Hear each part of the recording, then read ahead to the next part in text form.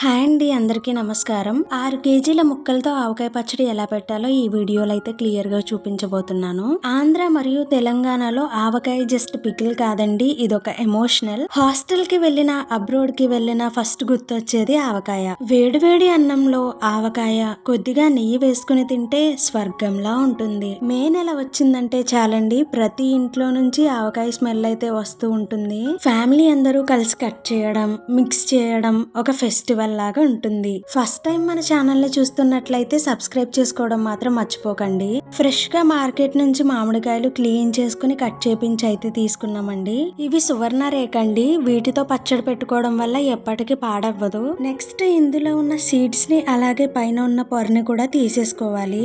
ఇవి తీసుకోకపోతే పచ్చడి అనేది బాగోదు, అలాగే తొందరగా కూడా పాడైపోతుంది. ఈ విధంగా పైన లేయర్ తీసేసుకున్న తర్వాత హ్యాండ్ తో అయితే ఒకసారి నీట్ గా తుడుచుకోండి, లేదంటే క్లాత్ సహాయంతో అయినా కూడా తుడుచుకోవచ్చు. ఇలా బద్దున్న కాయలతో మాత్రమే పచ్చడి అయితే పెట్టుకోవాలి. ఇలా క్లీన్ చేసుకున్నాక క్లాత్ మీద వేసుకుని ఫ్యాన్ గాల్లో అయితే ఆరనివ్వాలి. ఒకదాని మీద ఒకటి కాకుండా ఇలా పలసగా అయితే వేసుకోవాలి. మేము ప్రతి సంవత్సరం ఆవకాయ కోసం స్పెషల్ గా లావు ఎండుమిర్చితో అయితే కారం చేసుకుని పచ్చడికి అదే యూజ్ చేసుకుంటామండి. 6 కేజీల ఆవకాయ ముక్కలకి 2 తవ్వల కారం అయితే పడుతుంది. అలాగే 750 గ్రామ్స్ ఆవాల పిండి కూడా వేసుకున్నాను. ఆవపిండి వేసుకున్నప్పుడు చాలా జాగ్రత్తగా అయితే వేసుకోండి, మరీ ఎక్కువ వేసుకోవడం వల్ల పచ్చడి అనేది చేదుగా అయిపోతుంది.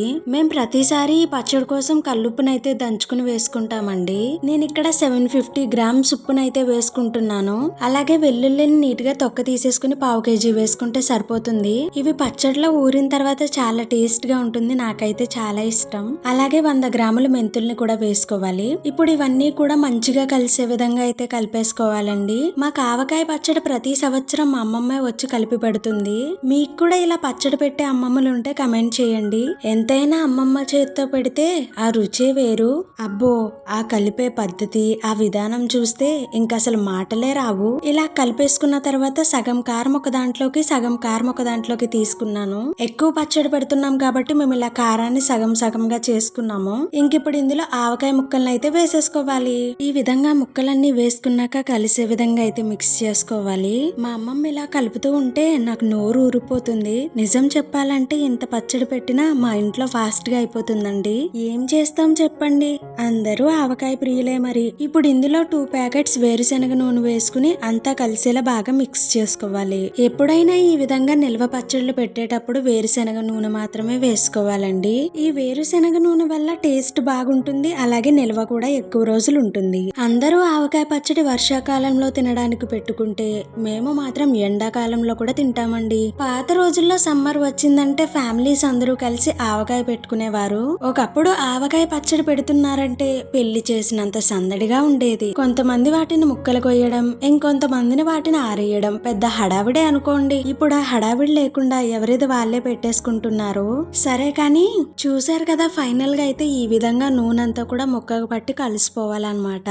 ముందుగా పచ్చడి స్టోర్ చేసుకునే డబ్బాలో ఆయిల్ వేసుకోవాలి. ఇలా వేసుకోవడం వల్ల పచ్చడి తొందరగా పాడవకుండా ఉంటుంది. ఆ పచ్చడి అంతటిని కూడా ఇలా ఒక డబ్బాలో అయితే వేసేసుకుంటున్నానండి. ఈ పచ్చడితో చాలా జాగ్రత్తగా ఉండాలండి, ఎందుకంటే ఇందులో చిన్న డ్రాప్ వాటర్ పడినా సరే పచ్చడి మొత్తం పాడైపోతుంది.